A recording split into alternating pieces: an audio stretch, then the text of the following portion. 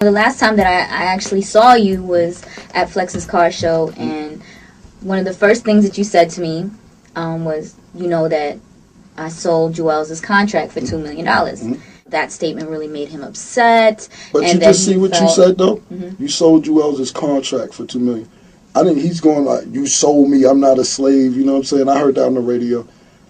You just said it right. You sold Juelz' contract. I don't know what you want me to call it. If you want me to say another word for sold his contract, then I would say another word. But if that's what I did, I don't know what other word to use for sold somebody's contract. I didn't say I sold him or you was my slave. I didn't say, hey, yo, Minion, hey, what's up? You know that slave I used to have, Juelz, I gave him to the master. No, I didn't say that. I sold his contract for the money. Playing devil's advocate, I think that for Juelz, at least in a lot of the interviews that he's doing now, he feels that he was a loyal member of Dipset for many years, and he feels that he was not being compensated during that time. There seems to be like overall disgruntled feelings. It's January, right? When was the car show? That was back in June. Yeah. So it's going on about 8, 9 months, right? You've been out the contract. What's going on? Who's holding them up now? You understand what I'm saying? What's holding you up now? If somebody's holding you up, you still haven't put out no singles, still haven't scheduled an album date. But the original story what happened with Juelz is that Juelz started drinking scissor, Robitussin. You know what I'm saying? He got hooked on it, addicted to it. You go to his studio, he has a Hawaiian, like 100 Hawaiian punches already pre-mixed with this stuff in it. You know what I'm saying? So I was kind of like stopped speaking to him. Like, yo, we already smoked mad weed. We don't need to be on Robitussin. I called his mother about it. I called his closest friends about it. They knew about it. They was like, Nick Cam, it's not that bad. It isn't like he's overdoing it. And I'm like, yo, that's like saying he just smoked a little bit of crack. You know what I'm saying? It ain't that much crack. It's just a little bit. You know what I'm saying?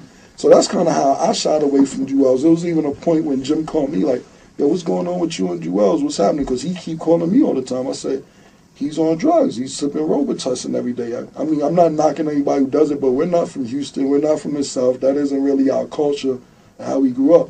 And I've been dealing with Juelz since he's 15 or 16, so I always looked at him like my little brother.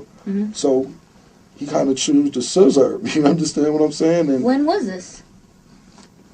Maybe about a year and a half ago. Whenever you stop seeing me and Juelz together anywhere, that's when he started doing the scissor. You said that you talked to his peoples, but did you ever have a conversation with him because you guys did have such a close relationship? I talked to him about it, definitely. He'll tell me he wasn't doing it. You know, he'll tell me he wasn't doing it. Of course he was. He's not going to admit that he's doing it. But when I spoke to his mother, and his mother knew about it already, and the people that's around him, I don't want to get into other names besides his mother, and they're telling me that, nah, it isn't that bad, yada, yada, yada. I'm like, oh, so this is a problem, especially, like I said, if your mother knew about it. And she was definitely, not that she approved of it or anything, you know, she was totally against it.